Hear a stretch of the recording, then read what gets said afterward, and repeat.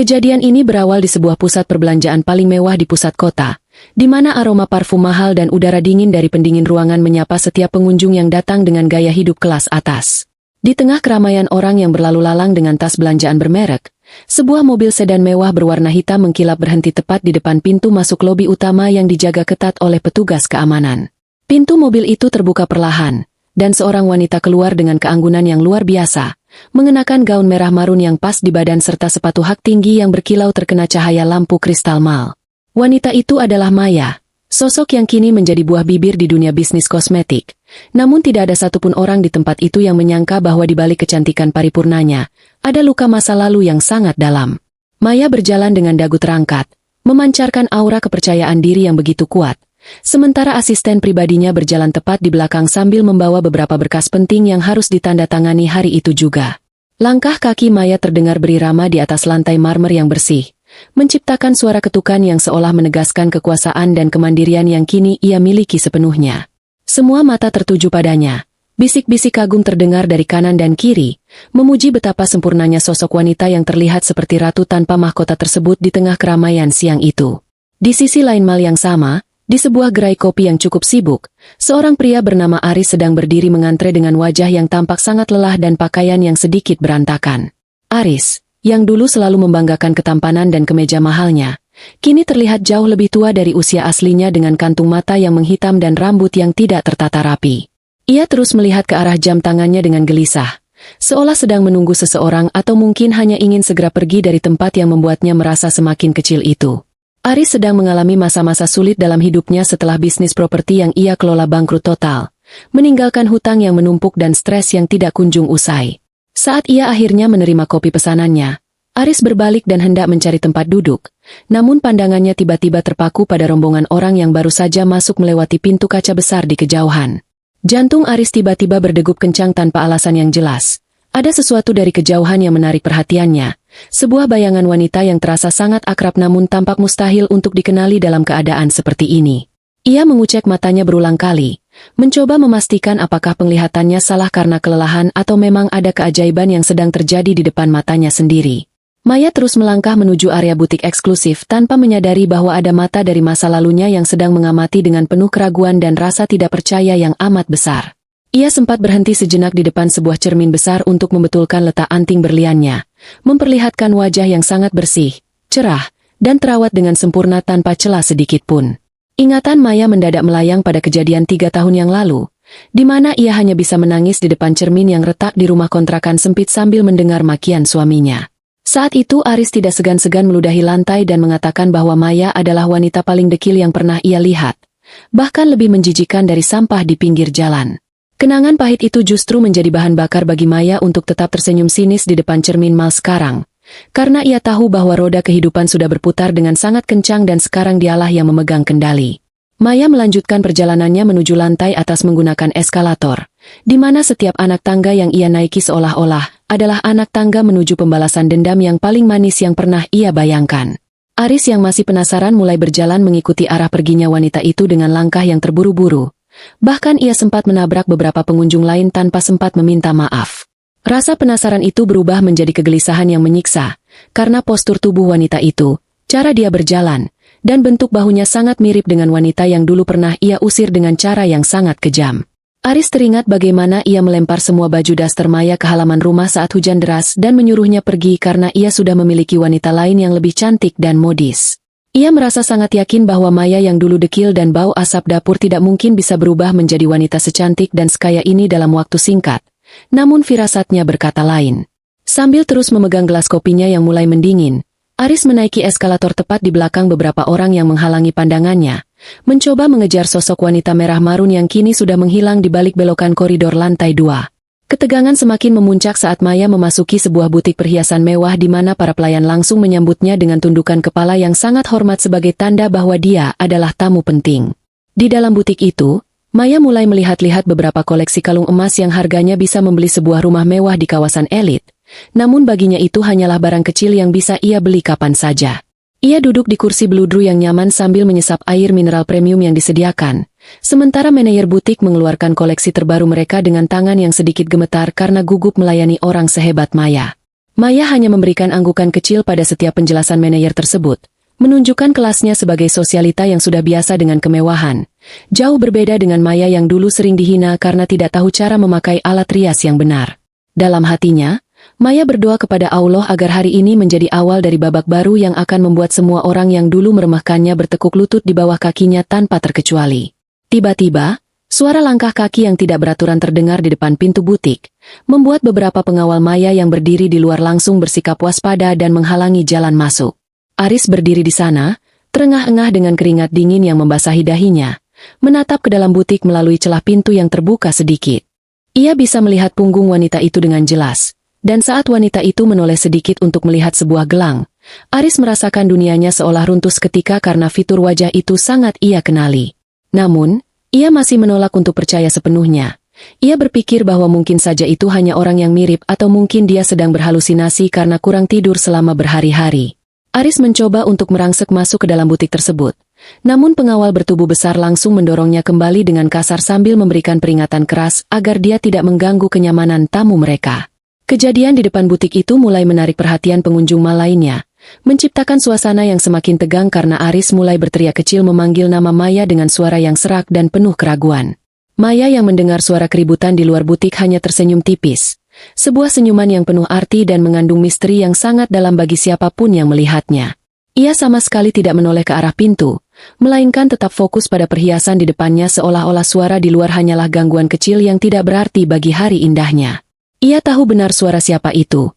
Ia sangat hafal setiap getaran suara pria yang pernah menghancurkan hatinya berkali-kali tanpa rasa kasihan sedikit pun selama bertahun-tahun pernikahan mereka.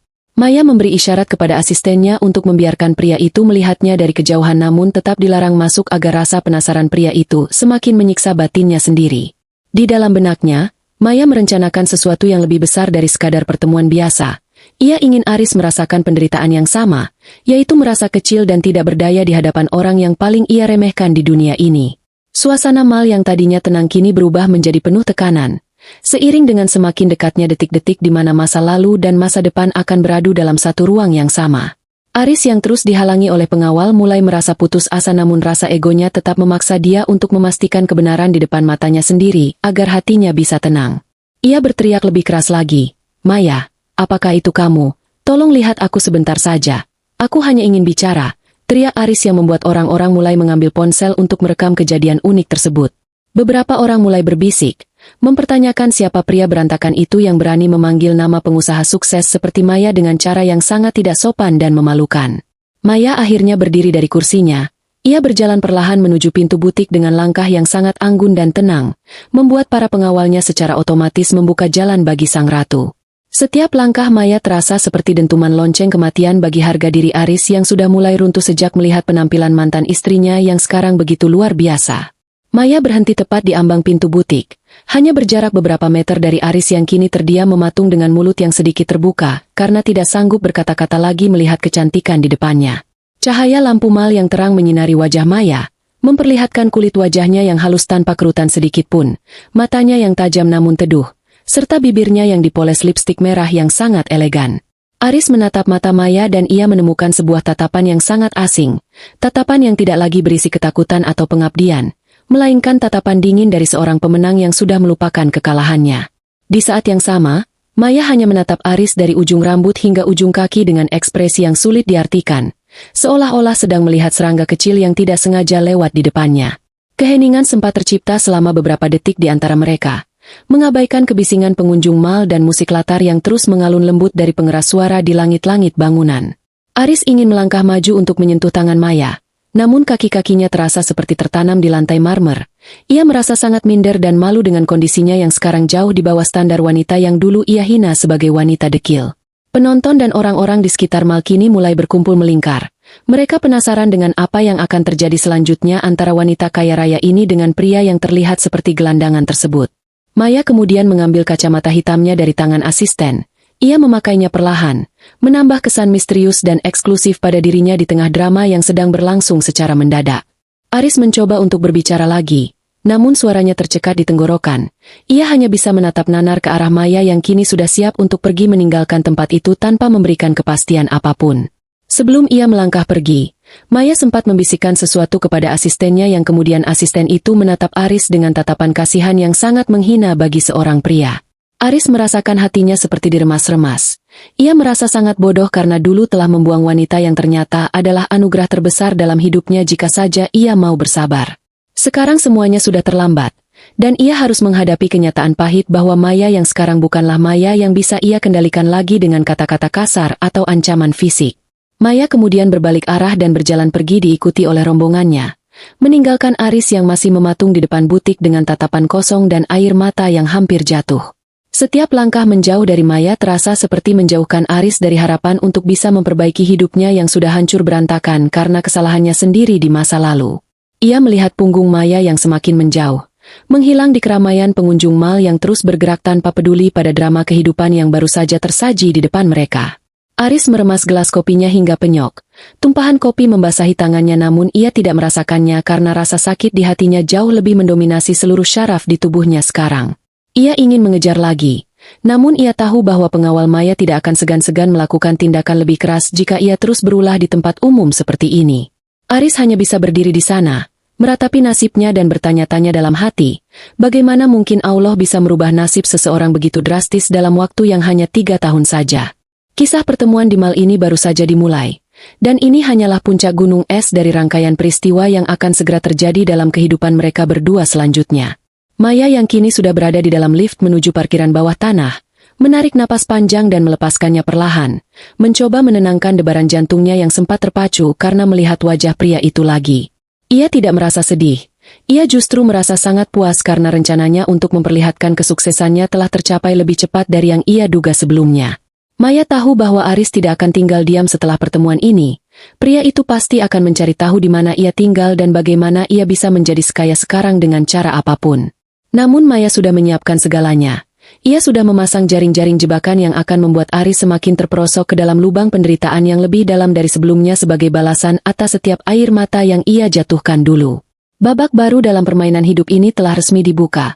Dan Maya adalah sutradara sekaligus pemeran utamanya yang tidak akan membiarkan musuhnya menang dengan mudah. Di parkiran, mobil mewah Maya sudah menunggu dengan mesin yang masih menyala, siap untuk membawanya pergi menuju kantor pusat perusahaannya yang megah. Maya masuk ke dalam mobil dan langsung menyalakan tabletnya untuk memeriksa laporan penjualan harian yang menunjukkan angka miliaran rupiah, sebuah bukti nyata dari kerja kerasnya selama ini. Ia teringat kembali pada kotak tua pemberian ayahnya yang dulu ia buka saat sedang berada di titik terendah hidupnya. Kotak yang menjadi kunci pembuka pintu kesuksesannya yang sekarang. Kotak itu bukan hanya berisi harta, tapi juga berisi wasiat dan rahasia besar yang selama ini disembunyikan dari semua orang termasuk dari Aris saat mereka masih menikah dulu. Jika saja Aris tahu apa isi kotak itu sejak awal, mungkin ceritanya akan berbeda. Namun keserakahan dan kesombongan Aris telah menutup mata hatinya sendiri dari kebenaran yang ada di depan matanya. Mobil mulai bergerak perlahan keluar dari area mal, meninggalkan segala hiruk-pikuk dan sosok Aris yang mungkin masih terduduk lemas meratapi kesalahannya di lantai atas gedung megah tersebut. Setelah pertemuan singkat namun menghancurkan mental di depan butik tadi, Maya duduk bersandar di kursi kulit mobil mewahnya yang empuk, namun pikirannya justru melayang jauh ke belakang, ke masa-masa di mana aroma parfum mahal ini hanyalah sebuah mimpi buruk yang mustahil digapai. Ia menatap keluar jendela, melihat gedung-gedung tinggi Jakarta yang berlalu cepat. Teringat bagaimana 3 tahun lalu ia berjalan kaki di bawah terik matahari hanya untuk menghemat uang ongkos angkot demi bisa membeli sepotong ikan asin untuk makan malam Aris. Di dalam mobil yang sunyi itu, Maya seolah bisa mendengar kembali suara bentakan Aris yang menggema di dinding kontrakan mereka yang lembab dan berjamur. Suara yang dulu membuatnya menggigil ketakutan setiap kali pintu depan dibuka dengan kasar. Aris sering pulang dengan wajah merah padam jika kalah berjudi atau proyeknya gagal, dan sasaran kemarahannya selalu sama, yaitu Maya yang sedang sibuk di dapur dengan baju daster yang sudah robek di bagian ketiak dan wajah yang penuh noda hitam dari asap kompor minyak tanah. Ingatan itu begitu nyata, seolah Maya bisa merasakan kembali perih di pipinya saat Aris menamparnya hanya karena kopi yang disuguhkan kurang manis, atau karena Maya berani meminta uang belanja yang sudah habis. Aris selalu menyebutnya wanita tidak berguna, beban hidup, dan makhluk dekil yang tidak pantas bersanding dengan pria hebat seperti dirinya yang saat itu merasa sudah menjadi raja properti kecil-kecilan. Puncak dari segala penderitaan itu terjadi pada suatu malam Jumat yang sangat kelam, saat Aris pulang membawa seorang wanita muda dengan pakaian sangat minim dan riasan tebal yang aromanya sangat menyengat memenuhi ruangan sempit mereka. Tanpa rasa bersalah, Aris memperkenalkan wanita itu sebagai calon istri barunya yang jauh lebih cantik dan bersih dibandingkan Maya yang menurutnya sudah kehilangan aura sebagai seorang wanita. Malam itu juga, Aris menyeret Maya keluar dari kamar, melemparkan bantal dan gulingnya ke ruang tamu, lalu mengunci pintu kamar dari dalam sambil tertawa keras bersama wanita selingkuhannya tersebut tanpa memedulikan tangisan Maya. Maya yang saat itu merasa dunianya sudah kiamat, hanya bisa meringkuk di lantai semen yang dingin, memeluk lututnya sambil memohon kepada Allah agar diberikan kekuatan untuk bertahan hidup atau sekalian dicabut nyawanya agar penderitaannya berakhir.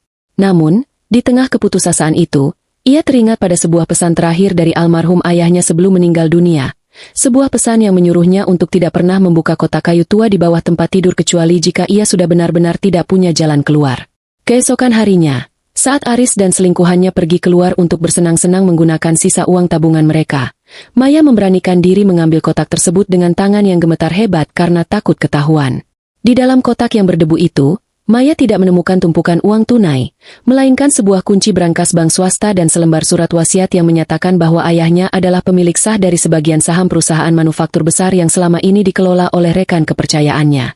Ternyata, ayah Maya sengaja menyembunyikan identitas aslinya dan mendidik Maya dalam kesederhanaan agar ia tumbuh menjadi wanita yang kuat dan tidak manja. Namun sang ayah tidak pernah menyangka bahwa putrinya akan mendapatkan suami seperti Aris. Dengan sisa keberanian yang ada, Maya membawa kunci itu ke bank, dan betapa terkejutnya dia saat mengetahui bahwa brankas itu berisi perhiasan berlian murni warisan ibunya serta dokumen kepemilikan tanah di kawasan pusat bisnis yang nilainya ratusan miliar rupiah. Sejak saat itulah, Maya mulai menyusun rencana pelarian dan kebangkitannya secara diam-diam. Ia mulai melakukan perawatan kulit secara rutin di klinik yang jauh dari rumahnya, belajar manajemen bisnis lewat kursus daring, dan perlahan mengubah penampilannya. Ia sengaja tetap memakai baju daster dekil di depan Aris agar suaminya itu tidak curiga.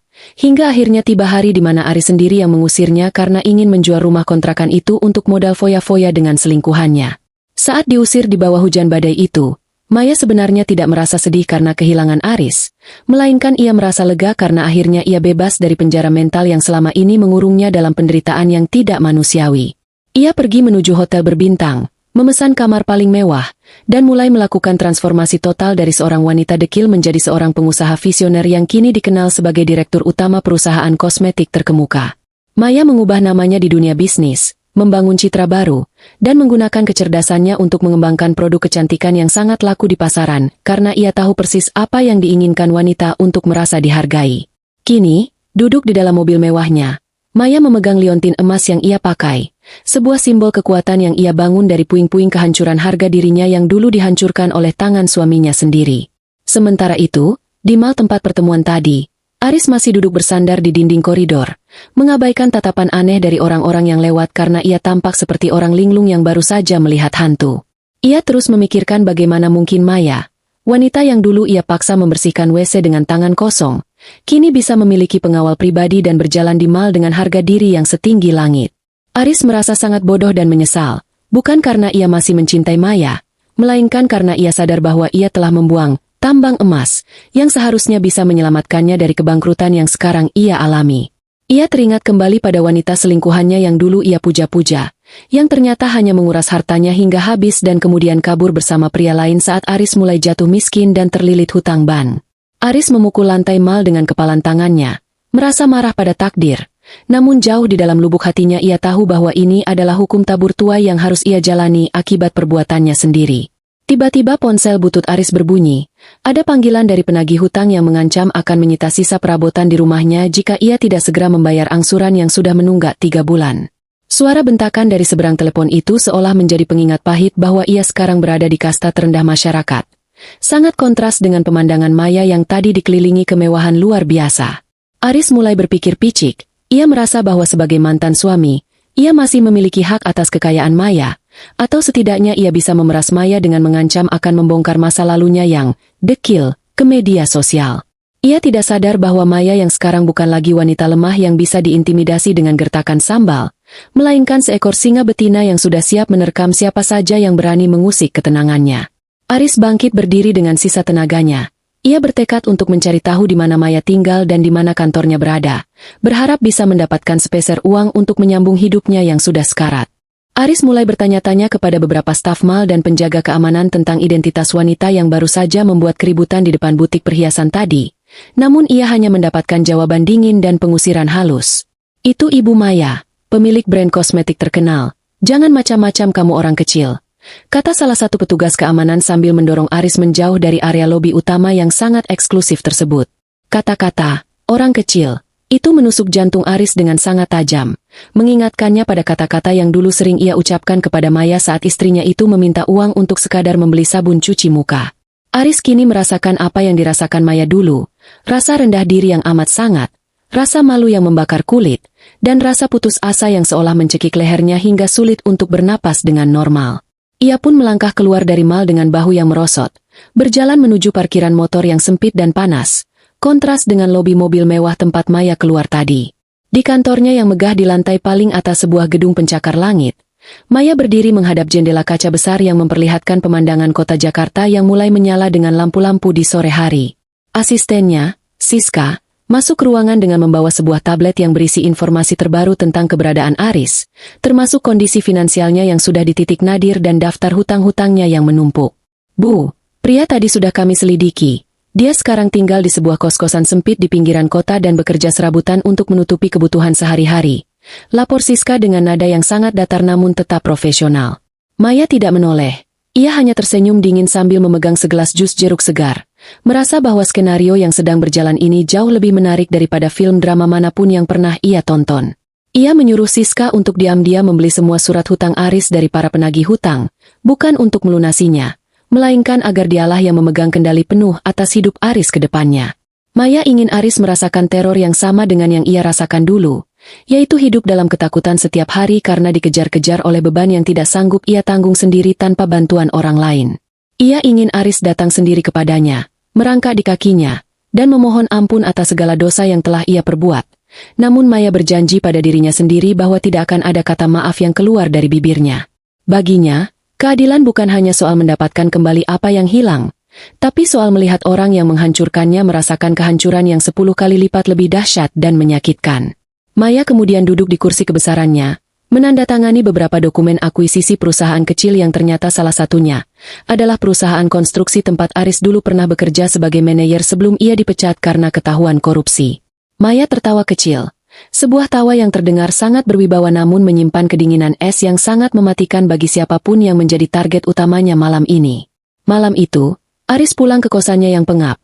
Ia hanya makan mie instan tanpa telur sambil menatap foto lamanya bersama Maya saat mereka baru menikah dan masih hidup susah namun penuh harapan. Ia baru menyadari bahwa saat itu Maya adalah wanita yang paling tulus mencintainya. Wanita yang mau diajak hidup menderita dan tidak pernah mengeluh meski harus bekerja keras membantu ekonominya yang belum stabil. Namun, kesuksesan kecil yang Aris dapatkan dulu telah merubahnya menjadi iblis yang sombong, yang merasa bahwa Maya adalah penghambat karirnya karena penampilannya yang tidak modis dan terlihat kampungan. Aris menangis terseduh-seduh, namun air matanya bukan air mata tobat, melainkan air mata penyesalan karena ia telah kehilangan akses menuju kehidupan mewah yang sekarang dimiliki oleh mantan istrinya tersebut. Ia bersumpah akan mendapatkan Maya kembali. Ia yakin pesonanya sebagai pria masih bisa meluluhkan hati wanita itu jika ia menggunakan kata-kata manis dan janji-janji palsu seperti yang biasa ia lakukan dulu untuk menipu klien-klien bisnisnya. Tanpa Aris sadari, di luar kos-kosannya, sebuah mobil hitam legam sedang terparkir dengan mesin mati. Di dalamnya ada 2 orang suruhan Maya yang sedang memantau setiap gerak-geriknya untuk dilaporkan secara berkala. Maya ingin memastikan bahwa Aris tidak punya jalan keluar lain. Ia ingin menutup semua pintu rezeki pria itu hingga Aris benar-benar tidak punya pilihan selain datang menemui Maya sebagai seorang pengemis. Rencana ini sudah disusun selama berbulan-bulan, dan pertemuan di mal tadi hanyalah sebuah umpan agar Aris mulai bergerak masuk ke dalam perangkap yang sudah disediakan dengan sangat rapi dan elegan. Maya mematikan lampu kantornya. Ia pulang menuju rumah bak istana miliknya dengan perasaan yang sangat tenang, seolah-olah ia baru saja menyelesaikan tugas suci untuk membersihkan sampah-sampah dari masa lalunya yang mengganggu. Di dalam mobil menuju rumah, Maya berdoa kepada Allah agar rencananya berjalan lancar, karena ia merasa bahwa apa yang ia lakukan adalah bentuk penegakan keadilan bagi seluruh wanita yang pernah dihina dan disia-siakan oleh suaminya sendiri. Setibanya di rumah mewah yang dijaga oleh petugas keamanan berseragam lengkap, Maya disambut oleh asisten rumah tangganya yang sangat sopan, jauh berbeda dengan mertuanya dulu yang selalu menyambutnya dengan tumpukan piring kotor dan cucian baju. Maya masuk ke dalam kamar mandinya yang luas, berendam di dalam batu berisi air hangat dengan aroma terapi bunga lavender yang menenangkan setiap syaraf tubuhnya yang lelah setelah seharian bekerja. Ia melihat bayangan dirinya di cermin besar yang berbingkai emas. Wajahnya kini bersinar, matanya berbinar, dan tubuhnya terawat dengan sangat sempurna berkat kerja keras dan kekayaannya. Maya berjanji bahwa esok hari akan menjadi hari yang lebih mendebarkan lagi, karena ia berencana mengirimkan sebuah undangan misterius kepada Aris yang akan membuat pria itu merasa berada di atas awan sebelum akhirnya dihempaskan ke dasar jurang yang paling dalam. Rencana besar ini baru saja dimulai, dan Maya tidak akan membiarkan satu detail pun terlewatkan dalam misinya untuk menghancurkan harga diri Aris secara total dan permanen di depan umum. Sinar matahari pagi yang masuk melalui celah-celah genteng bocor di kamar kos Aris terasa sangat menyengat, membangunkan pria itu dari tidur tidak nyenyaknya yang penuh dengan mimpi buruk tentang masa lalu. Aris terbangun dengan leher kaku karena tidur hanya beralaskan bantal tipis yang sudah bau apek. Ia menatap langit-langit kamar yang penuh dengan noda bekas rembesan air hujan, sangat kontras dengan pemandangan marmer mewah yang ia lihat di mal kemarin. Perutnya berbunyi nyaring, namun saat ia membuka tudung saji plastik di atas meja kecilnya, yang ada hanyalah sisa mie instan semalam yang sudah mengeras dan dikerubungi semut hitam. Aris mengacak rambutnya dengan frustrasi. Ia merasa hidupnya benar-benar sudah berada di titik nadir. Sementara wanita yang dulu ia panggil dekil kini mungkin sedang sarapan dengan menu hotel bintang 5 di atas meja kaca yang mahal. Rasa iri dan benci bercampur menjadi satu di dalam dadanya, menciptakan sebuah ambisi picik untuk kembali mendekati Maya, bukan karena cinta, tapi karena ia butuh penyelamat untuk keluar dari lubang kemiskinan ini. Saat Aris hendak melangkah keluar menuju kamar mandi umum yang becek di ujung lorong kosan, ia dikagetkan oleh suara ketukan pintu yang sangat keras dan berwibawa, seolah-olah yang datang adalah orang penting dan bukan penagih hutang biasa. Aris membuka pintu dengan ragu, dan matanya langsung terbelalak melihat seorang pria berseragam safari rapi dengan lencana perusahaan kosmetik milik Maya sedang berdiri tegak sambil memegang sebuah amplop berwarna emas yang sangat elegan. Pria bersafari itu tidak mengucapkan salam. Ia hanya menatap Aris dari ujung kepala hingga ujung kaki dengan tatapan merendahkan, lalu menyodorkan amplop tersebut tanpa ekspresi ramah sedikit pun di wajahnya yang kaku. Ini undangan untuk kamu dari kantor pusat. Datang tepat waktu atau kamu akan menyesal seumur hidup, kata pria itu dengan suara berat yang membuat Aris sedikit gemetar sebelum akhirnya pria itu berbalik pergi meninggalkan aroma wangi parfum mahal di koridor kosan yang pengap. Aris dengan tangan gemetar membuka amplop emas itu. Ia menemukan sebuah kartu undangan dari bahan kertas premium yang sangat tebal dengan tulisan tinta emas yang timbul, mengundangnya untuk hadir di acara peluncuran produk terbaru perusahaan Maya di sebuah hotel mewah malam ini. Di dalam amplop itu juga terselip selembar uang tunai bernilai 1 juta rupiah dengan sebuah catatan kecil tanpa nama yang isinya menyuruh Aris untuk membeli pakaian yang layak agar tidak mempermalukan tamu lainnya. Aris tertawa terbahak-bahak sendirian di dalam kamarnya. Ia mengira bahwa ini adalah tanda bahwa Maya sebenarnya masih mencintainya dan sedang memberinya kesempatan untuk kembali masuk ke dalam hidupnya yang bergelimang harta. Ia merasa sangat percaya diri. Ia berpikir bahwa kecantikannya dulu sebagai pria yang modis masih bisa menaklukkan hati Maya meskipun sekarang kondisinya sedang jatuh. Ia yakin bisa menggunakan lidah manisnya untuk merayu Maya agar mau menerimanya kembali sebagai suami. Tanpa membuang waktu, Aris segera menuju ke sebuah pusat perbelanjaan kelas menengah untuk membeli kemeja dan celana kain yang menurutnya paling keren. Ia menghabiskan hampir seluruh uang 1 juta itu tanpa memikirkan hutang-hutangnya yang lain. Ia mencukur jenggotnya yang berantakan, memakai minyak rambut yang banyak agar terlihat klimis, dan menyemprotkan parfum yang baunya sangat menyengat agar terkesan sebagai pria sukses yang sedang menyamar. Aris tidak menyadari bahwa semua tindakannya ini sudah diprediksi oleh Maya, dan uang 1 juta itu hanyalah biaya panggung, agar Aris bisa tampil sebagai badut yang sempurna dalam pertunjukan yang sudah Maya siapkan dengan sangat teliti. Maya ingin Aris merasa sangat tinggi, merasa sangat dihargai, agar saat jatuh nanti, rasa sakitnya akan terasa berkali-kali lipat lebih menghancurkan tulang-tulang kesombongannya yang masih tersisa sedikit. Sementara itu, di kantornya, Maya sedang melakukan gladi resik untuk acara malam ini bersama tim kreatifnya. Ia terlihat sangat tenang namun matanya memancarkan kilat kemenangan yang sangat dingin. Ia menyuruh Siska untuk memastikan bahwa tempat duduk Aris berada di barisan paling depan, tepat di bawah sorotan lampu panggung agar semua orang bisa melihat wajahnya dengan jelas saat rahasia besarnya dibuka nanti. Maya juga menyiapkan sebuah tayangan video dokumenter tentang perjalanan suksesnya. Namun di tengah-tengah video itu, ia sudah menyisipkan beberapa cuplikan rekaman suara tersembunyi yang ia ambil secara diam-diam saat Aris masih sering menyiksanya dulu. Maya ingin dunia tahu siapa sebenarnya Aris, pria yang tampak ingin kembali menjadi pahlawan namun sebenarnya adalah monster yang pernah mencoba membunuh jiwa istrinya sendiri demi egonya yang selangit.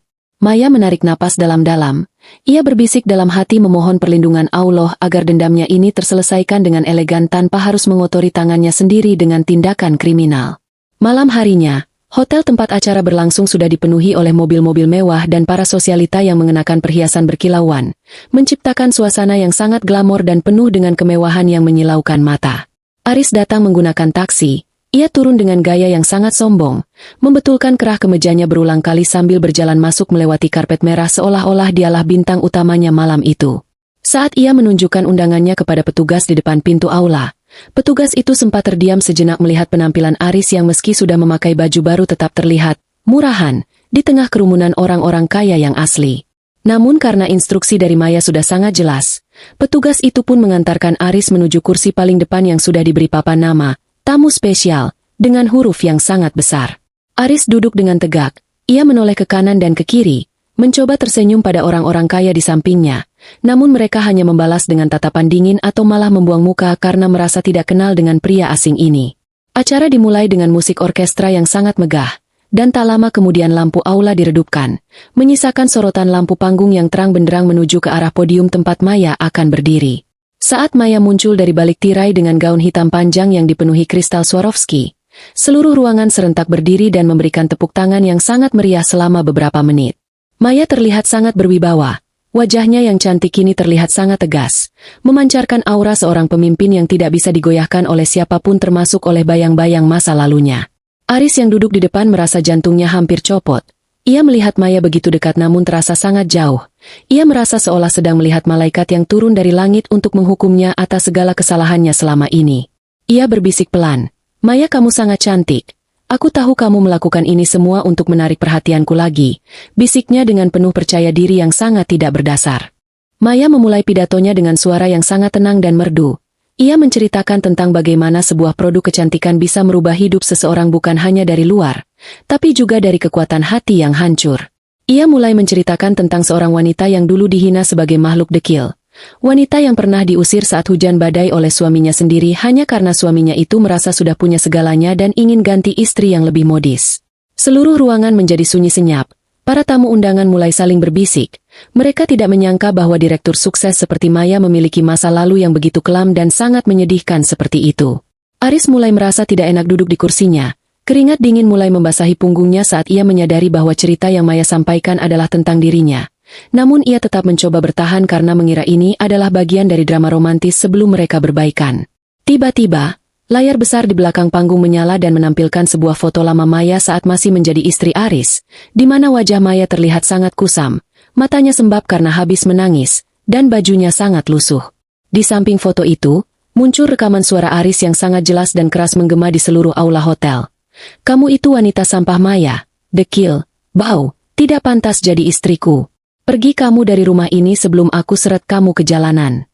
Rekaman suara itu diputar berulang-ulang, membuat seluruh tamu undangan menoleh ke arah Aris karena sorotan lampu panggung tiba-tiba mengarah tepat ke wajahnya yang pucat pasi seperti mayat. Aris ingin berdiri dan melarikan diri, namun kakinya terasa sangat lemas. Ia merasa seperti ditelanjangi di depan ratusan orang terhormat yang kini menatapnya dengan tatapan jijik dan penuh kemarahan karena perlakuan kasarnya dulu. Maya menatap tepat ke mata Aris dari atas panggung. Ia tidak menangis.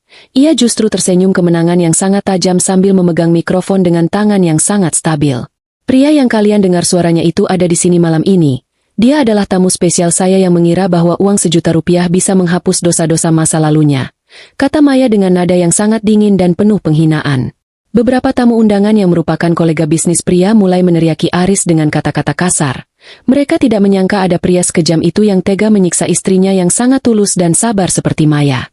Keamanan hotel mulai bergerak mendekati Aris, bukan untuk melindunginya, melainkan untuk memastikan dia tidak melakukan tindakan anarkis setelah rahasianya dibongkar secara memalukan di depan publik. Aris mencoba membela diri dengan suara yang gagap. "Maya, itu dulu, aku hilaf, aku sekarang sudah berubah, tolong maafkan aku."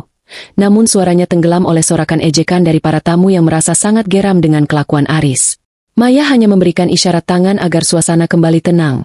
Ia ingin memberikan serangan terakhir yang akan membuat Aris tidak akan pernah bisa menunjukkan wajahnya lagi di kota ini selamanya. Ia mengeluarkan sebuah dokumen yang menyatakan bahwa seluruh aset perusahaan konstruksi lama Aris sudah ia beli dan sekarang ia akan meratakan bekas kantor Aris dengan tanah, untuk dijadikan gudang limbah perusahaannya. "Aku tidak butuh maafmu, Aris. Aku hanya butuh kamu tahu bahwa wanita dekil yang kamu buang dulu, sekarang adalah pemilik dari setiap jengkal tanah yang kamu injak hari ini. Tegas Maya yang disambut dengan tepuk tangan paling meriah sepanjang sejarah acara tersebut. Aris akhirnya diseret keluar oleh petugas keamanan dengan cara yang sangat tidak terhormat. Ia dilempar ke trotoar hotel di depan banyak orang yang sedang mengantre mobil jemputan mereka. Pakaian barunya yang seharga 1 juta itu kini robek di bagian bahu karena tarikan petugas. Dan harga dirinya sudah hancur berkeping-keping menjadi debu yang tertiup angin malam Jakarta yang sangat dingin. Ia hanya bisa menangis sesenggukan di pinggir jalan, menyadari bahwa rencananya untuk kembali kaya lewat Maya telah berujung pada kehancuran total yang tidak akan pernah bisa ia perbaiki lagi sampai kapanpun. Maya benar-benar telah menjadi ratu, dan ia sekarang hanyalah sampah yang benar-benar nyata, persis seperti kata-kata yang dulu sering ia lontarkan kepada Maya saat mereka masih bersama dalam kemelaratan. Di dalam hotel, acara berlanjut dengan sangat meriah. Maya tetap menjadi pusat perhatian sebagai wanita yang sangat kuat dan inspiratif bagi banyak orang di ruangan tersebut. Namun di balik senyumnya yang menawan, Maya merasa ada sedikit kekosongan di hatinya.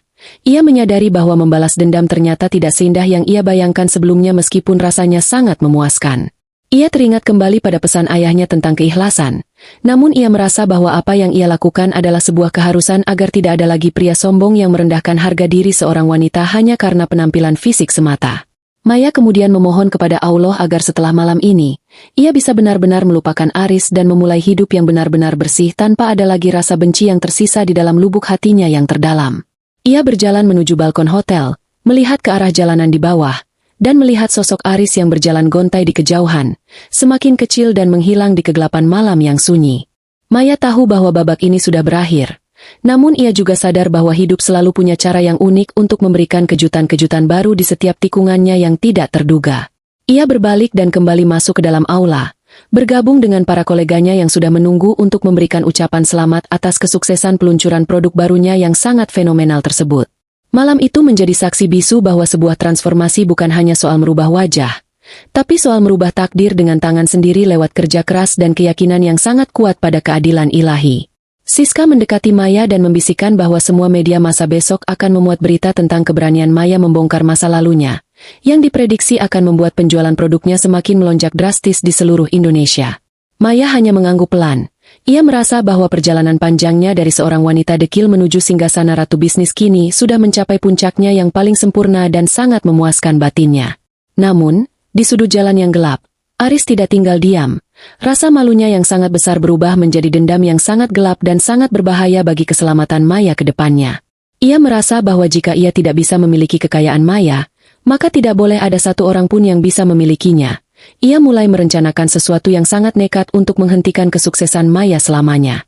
Aris tidak peduli lagi dengan hukum atau nyawanya sendiri. Ia hanya ingin melihat Maya jatuh kembali ke tanah bersamanya, agar mereka bisa merasakan penderitaan yang sama di dalam jurang kehancuran yang ia ciptakan sendiri. Rencana gila ini mulai berputar di otak Aris yang sudah mulai terganggu jiwanya, karena tekanan mental yang sangat hebat setelah kejadian memalukan di Hotel Bintang 5 tersebut.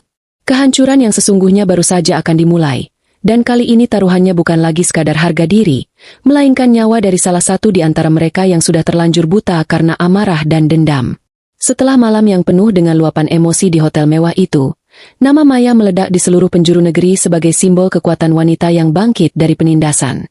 Namun, di balik dinding kaca kantornya yang megah, Maya mulai merasakan ada sesuatu yang tidak beres. Sebuah perasaan tidak enak yang terus menghantui setiap langkahnya sejak ia melihat sorot mata Aris yang penuh kebencian saat diseret keluar. Maya duduk di meja kerjanya, menatap tumpukan majalah bisnis yang menampilkan wajahnya sebagai sampul utama. Namun pikirannya justru tertuju pada laporan keamanan dari tim Siska yang menyebutkan bahwa Aris telah menghilang dari kos-kosannya sejak pagi buta. Tidak ada yang tahu kemana pria itu pergi. Dan semua barang miliknya yang tidak seberapa telah ditinggalkan begitu saja, seolah-olah ia sedang mempersiapkan sesuatu yang jauh lebih besar dan lebih gelap daripada sekadar meratapi nasib di pinggir jalan. Maya menghela napas panjang. Ia tahu bahwa pria seperti Aris, jika sudah kehilangan segalanya termasuk harga diri, akan menjadi jauh lebih berbahaya karena tidak lagi memiliki beban untuk kehilangan apapun dalam hidupnya yang sudah hancur. Siska masuk ke ruangan dengan wajah yang tampak sedikit cemas. Ia membawa sebuah kotak kayu kecil tanpa pengirim yang diletakkan di meja lobi kantor pagi ini oleh seorang kurir misterius yang mengenakan helm tertutup rapat. Maya mengerutkan kening. Ia membuka kotak itu dengan hati-hati menggunakan pisau pembuka surat, dan seketika wajahnya berubah pucat saat melihat isinya yang berupa sebuah daster lama yang sangat lusuh dan robek. Daster yang dulu sering ia pakai saat masih disiksa oleh Aris. Di atas kain yang bau apek itu, Ada sebuah tulisan merah yang tampak seperti darah kering dengan kata-kata yang sangat mengerikan, yaitu, "Kamu tetaplah sampah di mataku dan sampah harus dimusnahkan." Maya merasakan tangannya bergetar hebat. Aroma daster itu seolah menariknya kembali ke masa lalu yang kelam, mengingatkannya pada setiap tetesan keringat dan air mata yang jatuh ke lantai semen dingin saat ia sedang melayani keangkuhan suaminya dulu. Ia segera melemparkan kotak itu ke lantai dan menyuruh Siska untuk memanggil seluruh tim keamanan internal perusahaan agar memperketat penjagaan di seluruh area kantor dan rumah pribadinya tanpa terkecuali. Sementara itu, di sebuah gudang tua yang tersembunyi di pinggiran kota, Aris sedang duduk di pojok ruangan yang gelap dengan tawa kecil yang terdengar sangat menyeramkan dan tidak waras. Wajahnya kini dipenuhi luka lecet akibat gesekan aspal hotel kemarin. Namun ia seolah tidak merasakan sakit sedikit pun karena pikirannya sudah sepenuhnya dikuasai oleh obsesi untuk menghancurkan Maya. Di depannya berserakan beberapa botol cairan kimia yang sangat mudah terbakar dan beberapa peralatan tajam yang ia dapatkan dari pasar loak dengan menukar jam tangan terakhirnya yang masih bernilai. Aris merasa bahwa dunia sudah tidak adil padanya. Ia menganggap kesuksesan Maya adalah sebuah pengkhianatan terhadap perannya sebagai suami yang seharusnya selalu berada di atas derajat seorang istri menurut logikanya yang sakit. Ia mulai merakit sebuah rencana gila untuk menyusup ke dalam gedung kantor Maya.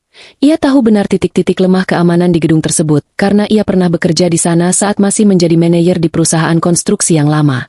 Aris berbicara pada bayangan dirinya sendiri di dinding gudang yang berjamur.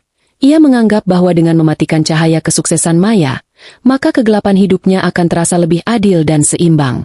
Ia mulai memetakan jadwal kepulangan Maya dari kantor lewat informasi yang ia curi dari seorang kurir yang biasa mengantar dokumen ke perusahaan kosmetik tersebut dengan cara berpura-pura menjadi petugas kebersihan. Kebencian telah merubah Aris menjadi sosok predator yang sabar. Ia menunggu momen di mana penjagaan Maya lengah, yaitu saat perayaan ulang tahun perusahaan yang akan diadakan di area parkir terbuka gedung minggu depan. Ia berencana untuk menyulut api yang besar, sebuah api pembalasan yang menurutnya akan membersihkan semua noda keangkuhan Maya dan membawanya kembali ke titik nol di mana mereka dulu pernah berada bersama. Aris tidak peduli jika ia harus ikut terbakar dalam api tersebut. Baginya mati bersama dalam kehancuran jauh lebih indah daripada melihat Maya hidup dalam kemuliaan sementara ia membusuk dalam kemelaratan yang hina. Di sisi lain, Maya mencoba untuk tetap profesional di tengah ancaman yang semakin nyata. Ia tetap menghadiri berbagai pertemuan bisnis meskipun kini ia selalu dikelilingi oleh 4 pengawal bertubuh besar di setiap pergerakannya. Ia merasa terjebak dalam sangkar emas yang ia bangun sendiri, di mana setiap kenyamanan yang ia miliki sekarang harus dibayar dengan rasa ketakutan akan serangan mendadak dari bayang-bayang masa lalunya yang belum tuntas. Maya sering terbangun di tengah malam karena bermimpi melihat wajah Aris yang tertawa sambil memegang korek api. Ia merasa bahwa Allah sedang menguji kesabarannya sekali lagi setelah ia sempat merasa sombong dengan kemenangannya di hotel tempo hari. Ia mulai rajin bersedekah dan mengunjungi panti asuhan, berharap agar kebaikan yang ia lakukan bisa menjadi perisai gaib yang melindunginya dari niat jahat pria yang pernah sangat ia cintai itu. Namun, firasat buruknya tidak kunjung hilang, apalagi saat Siska melaporkan bahwa ada beberapa orang asing yang sering terlihat mengawasi gerbang rumahnya dari kejauhan pada jam-jam yang tidak wajar setiap malamnya. Ketegangan mencapai puncaknya saat malam perayaan ulang tahun perusahaan tiba, di mana seluruh karyawan berkumpul dengan penuh kegembiraan tanpa menyadari bahwa maut sedang mengintai di balik kegelapan. Maya berdiri di atas panggung kecil di area parkir yang sudah disulap menjadi taman bunga yang sangat cantik. Ia memberikan sambutan dengan suara yang sedikit bergetar karena ia merasa ada mata yang sedang memperhatikannya dari kegelapan gedung seberang. Ia mencoba menenangkan dirinya dengan memegang liontin pemberian ayahnya. Namun setiap kali ia melihat ke arah kerumunan, ia merasa seolah melihat sosok Aris yang sedang menyelinap di antara para tamu dengan pakaian penyamaran. Maya menyuruh pengawalnya untuk lebih waspada. Namun suasana pesta yang ramai dan penggunaan kembang api yang sangat bising membuat koordinasi keamanan menjadi sedikit terganggu dan tidak efektif. Tiba-tiba, sebuah ledakan kecil terdengar dari arah genset listrik di belakang panggung, menyebabkan seluruh lampu di area pesta padam seketika dan menimbulkan kepanikan yang luar biasa di antara para karyawan yang hadir. Dalam kegelapan total itu, Maya merasakan sebuah tangan kasar menarik lengannya dengan sangat kuat dan menyeretnya menuju ke arah lorong tangga darurat gedung yang sangat sunyi dan gelap.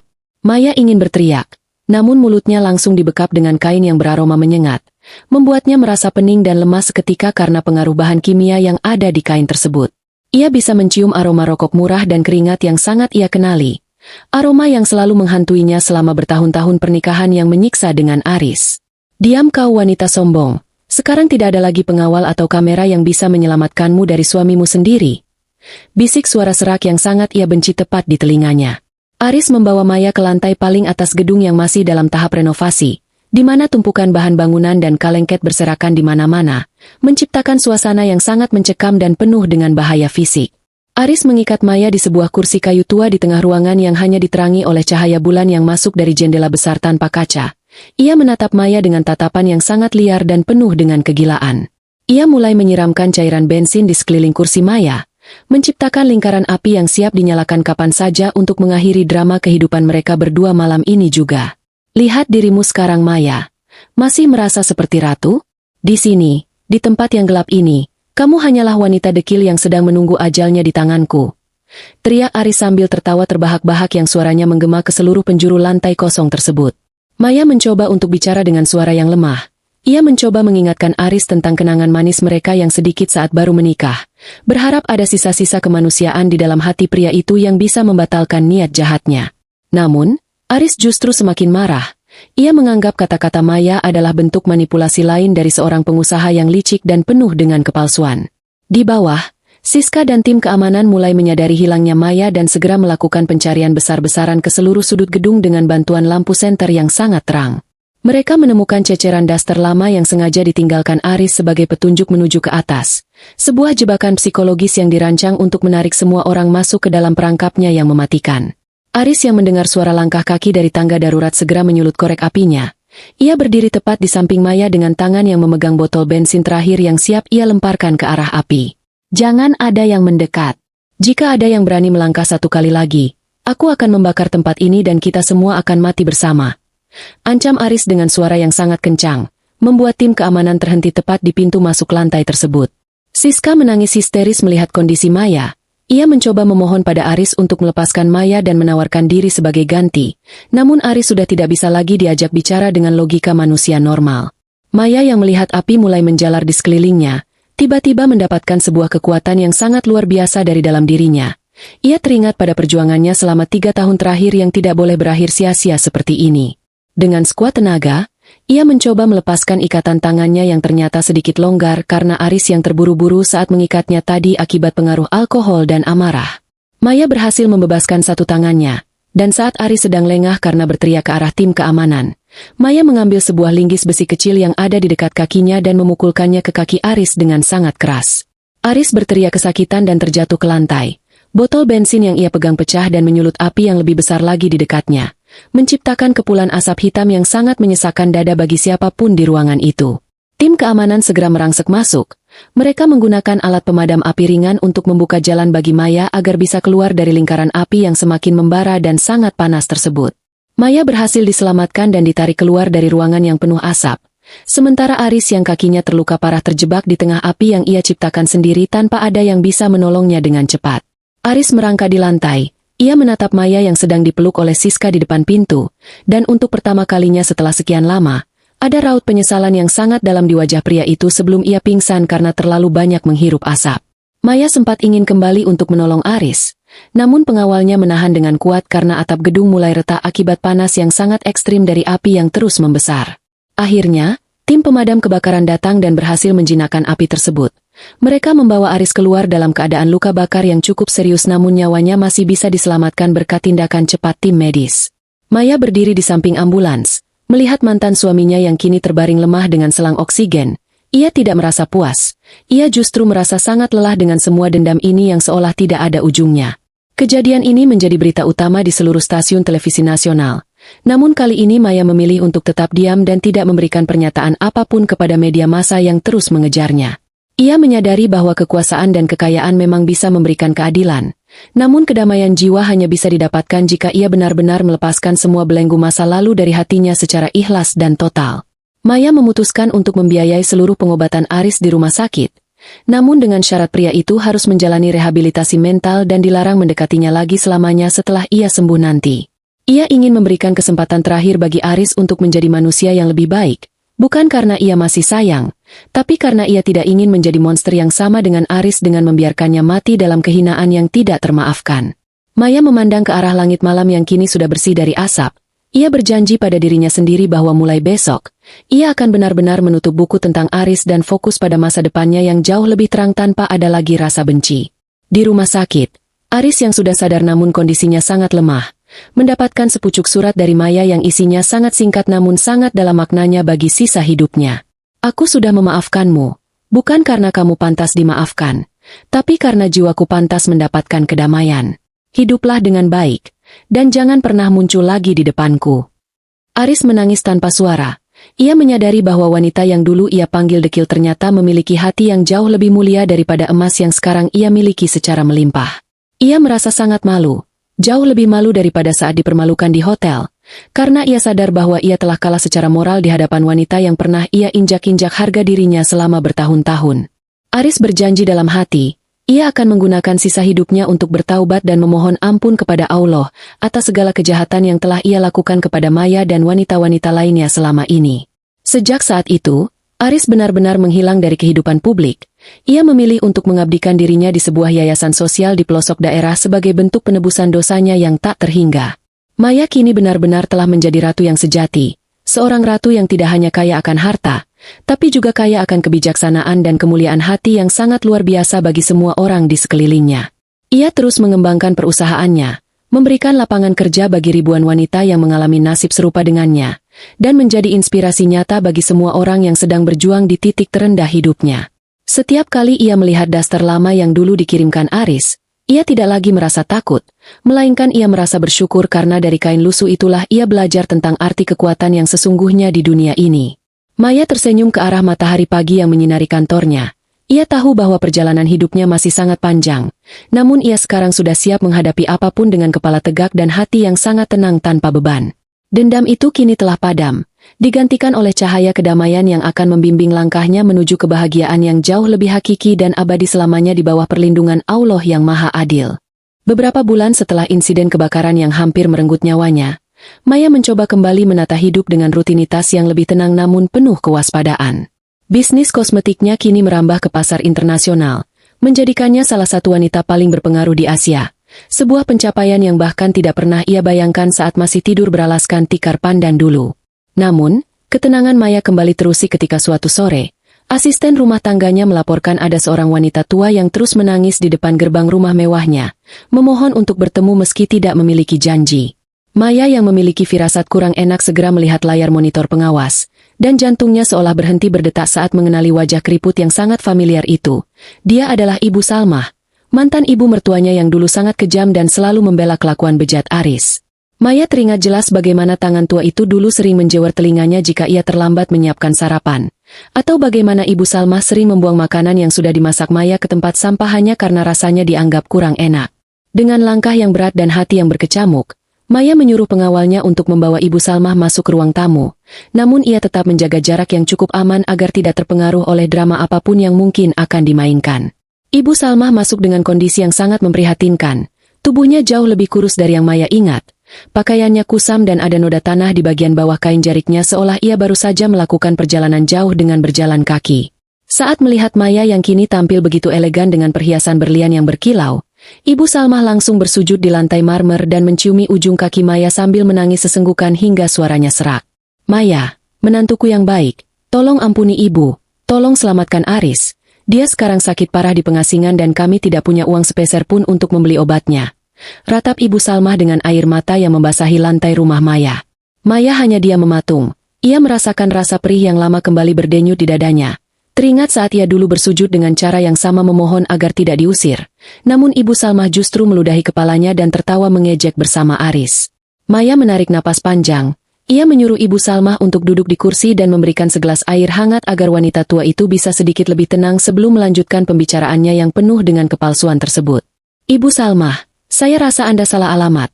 Menantu Anda sudah lama mati saat Anda dan anak Anda mengusir saya di bawah hujan badai tanpa membawa apa-apa," jawab Maya dengan nada yang sangat datar namun mengandung ketegasan yang luar biasa. Ibu Salmah semakin histeris. Ia mengaku bahwa setelah Aris bangkrut dan menjalani rehabilitasi, semua harta keluarga mereka habis disita bank dan mereka harus tinggal di sebuah gubuk di pinggir sawah yang sering kebanjiran. Ia menceritakan bahwa Aris kini sering mengigau menyebut nama Maya dan memohon ampunan setiap malam, seolah-olah roh Maya terus menghantuinya hingga ia jatuh sakit karena tekanan batin yang sangat berat dan mendalam. Maya mendengarkan cerita itu tanpa ekspresi. Ia tahu benar bahwa Ibu Salmah adalah orang yang sangat pandai bersandiwara untuk mendapatkan apa yang diinginkannya sejak dulu, terutama jika berkaitan dengan uang. Tiba-tiba, Ponsel Maya berdering. Ada pesan dari tim keamanannya yang memantau pergerakan Aris di panti rehabilitasi sosial, dan laporannya sangat mengejutkan. Ternyata Aris tidak sakit parah, melainkan itu adalah rencana Ibu Salmah untuk menjebak Maya agar mau memberikan bantuan dana yang besar. Ibu Salmah ternyata memiliki hutang judi yang sangat banyak di kampungnya dan ia berpikir bahwa dengan menggunakan nama Aris yang sakit, Maya yang kini sudah kaya raya akan merasa kasihan dan memberikan banyak uang tanpa banyak tanya. Maya tersenyum tipis. Sebuah senyuman yang sangat mengerikan yang membuat Ibu Salmah tiba-tiba terhenti tangisannya karena merasa ada sesuatu yang salah dengan reaksinya barusan. Ibu tahu tidak, saya punya orang yang selalu mengawasi anak ibu setiap detik, dan laporan yang saya terima pagi ini mengatakan Aris sedang sibuk mencangkul di kebun panti dalam keadaan sehat walafiat. Tegas Maya sambil menunjukkan foto Aris di tabletnya. Wajah Ibu Salmah seketika berubah pucat pasi. Kepura-puraannya terbongkar begitu saja di depan wanita yang dulu ia anggap bodoh dan mudah sekali untuk dibohongi dengan air mata palsu. Ia tidak lagi bersujud, melainkan sorot matanya kembali berubah menjadi tajam dan penuh kebencian, persis seperti tatapannya dulu saat ia masih berkuasa di rumah kontrakan sempit tempat Maya tinggal. Dasar wanita jalang. Kamu pikir karena kamu sekarang kaya, kamu bisa meremehkan aku? Ingat Maya, kamu itu dulu cuma pembantu di rumahku yang dekil dan tidak tahu diri. Teriak Ibu Salmah sambil berdiri dan mencoba menampar wajah Maya dengan tangan gemetarnya.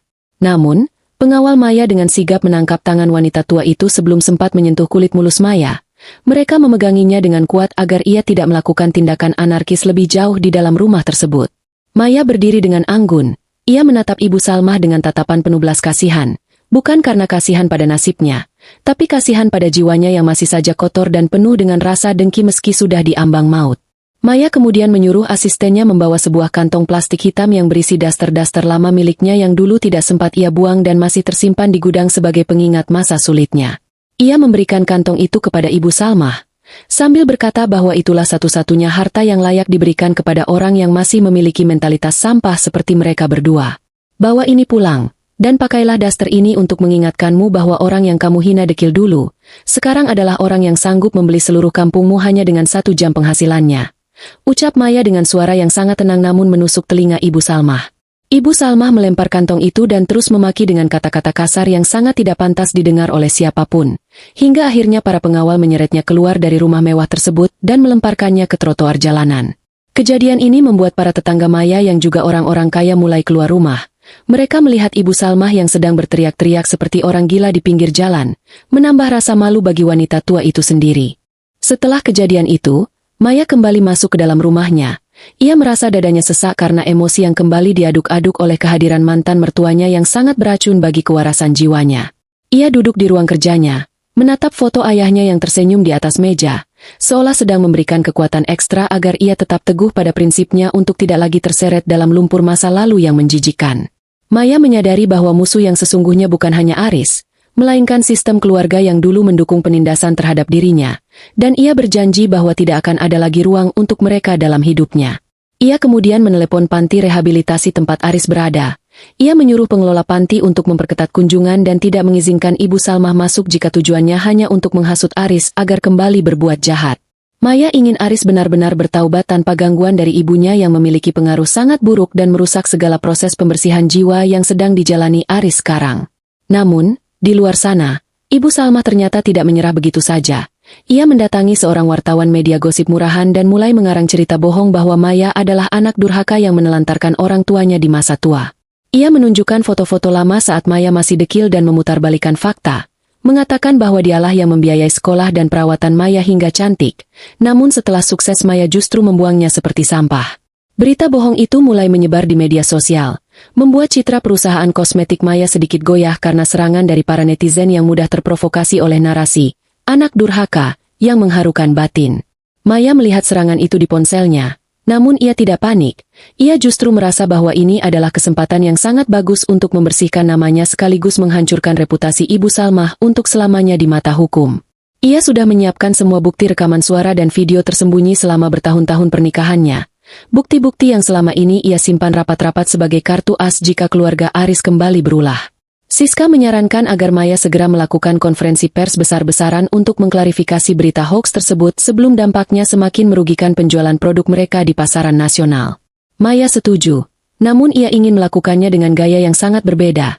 Ia ingin mengundang Ibu Salmah langsung ke acara tersebut agar wanita tua itu bisa melihat sendiri bagaimana semua kebohongannya dipatahkan satu persatu di depan jutaan pasang mata. Undangan pun dikirimkan kembali kepada Ibu Salmah dengan iming-iming uang kompensasi yang besar jika ia mau hadir dan memberikan testimoni di depan media secara terbuka. Ibu Salmah yang serakah tentu saja langsung setuju tanpa menyadari bahwa ia sedang berjalan masuk ke dalam lubang singa yang akan mengakhiri semua petualangan jahatnya di dunia tipu-tipu yang ia bangun sendiri. Ia merasa sangat menang. Ia membayangkan akan mendapatkan uang miliaran rupiah dari Maya agar ia mau tutup mulut dan tidak lagi mengganggu reputasi perusahaan kosmetik yang sedang naik daun tersebut.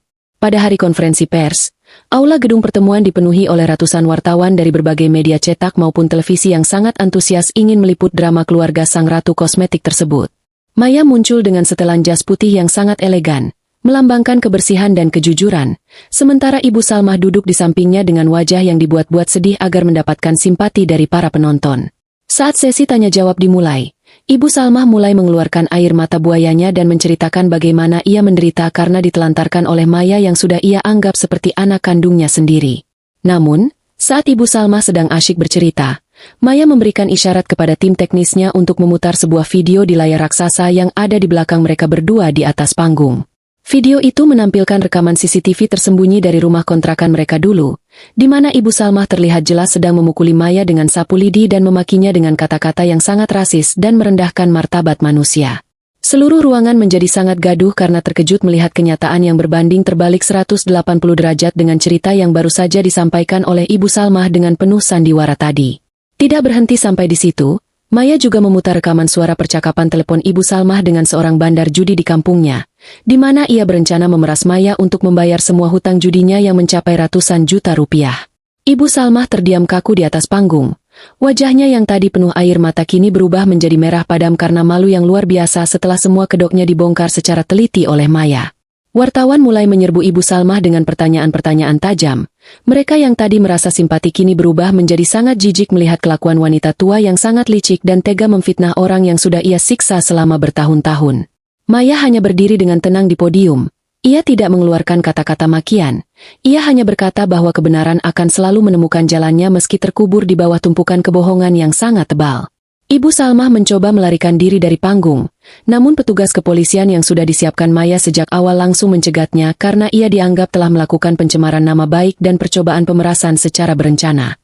Ia dibawa keluar dengan tangan terborgol, berteriak-teriak meminta ampun pada Maya. Namun kali ini tidak ada satupun orang yang menoleh atau merasa kasihan padanya, termasuk para wartawan yang terus mengambil fotonya. Maya menutup konferensi pers tersebut dengan mengumumkan bahwa ia akan menyumbangkan seluruh keuntungan perusahaannya bulan ini untuk Yayasan Perlindungan Wanita dan Anak-anak yang menjadi korban kekerasan dalam rumah tangga. Nama Maya semakin harum di mata publik. Ia bukan lagi hanya sekadar pengusaha sukses, tapi pahlawan bagi banyak wanita yang selama ini takut untuk bersuara melawan ketidakadilan dari keluarga suami mereka. Kejadian ini benar-benar memutus semua hubungan Maya dengan keluarga Aris, meninggalkan mereka dalam lubang kehinaan yang mereka gali sendiri karena keserakahan dan kebencian yang tidak pernah padam.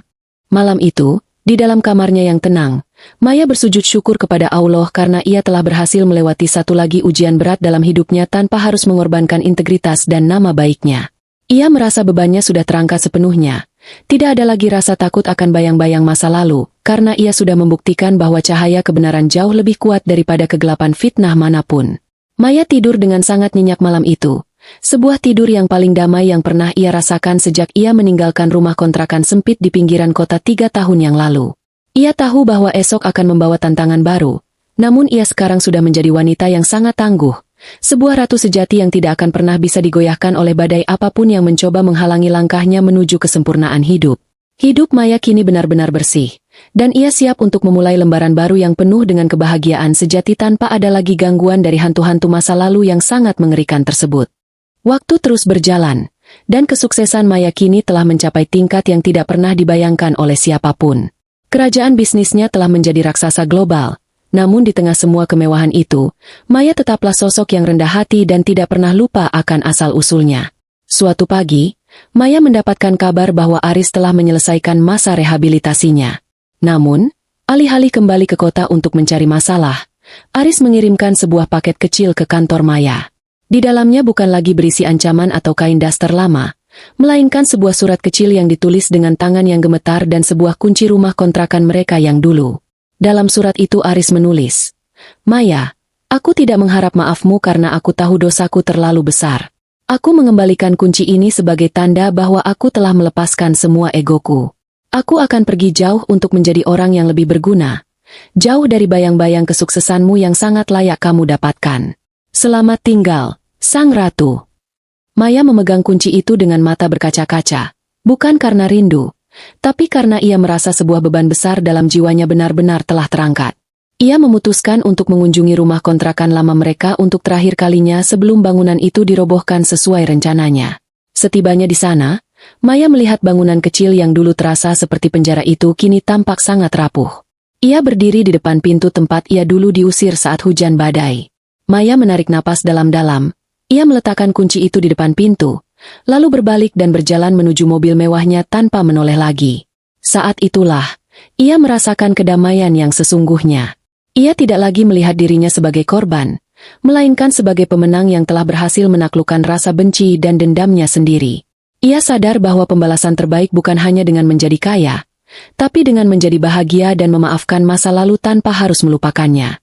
Klimaks dari perjalanan ini terjadi saat Maya mengadakan pesta perayaan ulang tahunnya yang ke-30 di panti asuhan yang ia bangun sendiri. Di sana, ia tidak mengundang pejabat atau selebriti, melainkan ribuan wanita yang pernah mengalami nasib serupa dengannya. Maya berdiri di podium, tampak cantik dengan gaun putih yang sederhana namun memancarkan aura keanggunan seorang ratu sejati. Ia memberikan pidato yang sangat menyentuh hati. "Dulu aku adalah wanita yang kalian sebut dekil, wanita yang tidak punya harga diri di mata manusia. Namun, Allah menunjukkan bahwa derajat kita tidak ditentukan oleh daster yang kita pakai atau kata-kata kasar orang lain, melainkan oleh keteguhan hati dan kerja keras kita. Hari ini, aku bukan berdiri sebagai direktur utama, aku berdiri sebagai saudari kalian yang membuktikan bahwa badai sepahit apapun pasti akan berlalu jika kita terus melangkah." Seluruh hadirin menangis haru dan memberikan tepuk tangan yang mengguncang tempat itu. Sebuah pengakuan tulus bagi perjuangan seorang wanita hebat. Kisah Maya berakhir dengan ia yang duduk di balkon rumahnya, menatap matahari terbenam yang indah di ufuk barat. Ia kini tidak sendirian. Ia dikelilingi oleh orang-orang yang tulus mencintainya, asisten-asisten yang setia, dan ribuan doa dari orang-orang yang telah ia bantu. Aris dan ibunya kini hanya menjadi catatan kaki yang kecil dalam buku hidupnya yang sangat tebal dan berwarna-warni. Maya telah membuktikan bahwa keadilan ilahi itu nyata, dan setiap tetes air mata yang jatuh karena penderitaan akan digantikan dengan ribuan tetes kebahagiaan jika kita bersabar. Ia menutup matanya perlahan, merasakan semilir angin malam yang sejuk, dan berbisik dalam hati, "Terima kasih Allah, perjuanganku telah tuntas." Kini, Sang Ratu telah menemukan singgasananya yang abadi, yaitu kedamaian di dalam hatinya sendiri yang sudah suci dari dendam dan kebencian. Cerita ini mengajarkan kepada kita semua bahwa penampilan luar dan status sosial seseorang bisa berubah dengan sangat drastis seiring berjalannya waktu dan usaha yang keras. Jangan pernah sekalipun merendahkan, menghina, atau menyia-nyiakan orang lain, terutama pasangan sendiri saat mereka sedang berada di titik terendah. Karena roda kehidupan itu selalu berputar dan Allah adalah hakim yang paling adil. Kesuksesan bukan hanya tentang harta melimpah, melainkan tentang bagaimana kita bisa tetap mulia dan memaafkan meskipun kita memiliki kekuatan untuk membalas dendam dengan kejam. Jadilah pribadi yang tangguh seperti Maya, yang mampu mengubah air mata menjadi berlian dan mengubah penghinaan menjadi motivasi untuk naik kelas di mata dunia dan Sang Pencipta. Terima kasih banyak telah setia mendengarkan kisah drama rumah tangga dan perjuangan luar biasa dari Maya hingga akhir babak ini. Jika teman-teman merasa terinspirasi dan senang dengan alur cerita, dulu dihina dekil, kini mantan istri tampil bak ratu, ini, jangan lupa untuk menekan tombol like, berikan komentar terbaik kalian tentang bagian mana yang paling menyentuh hati, dan pastikan kalian sudah subscribe saluran ini agar tidak ketinggalan cerita-cerita viral dan penuh makna lainnya. Bagikan juga video ini ke teman-teman atau keluarga kalian sebagai pengingat agar kita selalu menghargai sesama. Sampai jumpa di kisah seru selanjutnya. Tetaplah menjadi pribadi yang kuat dan teruslah berkarya.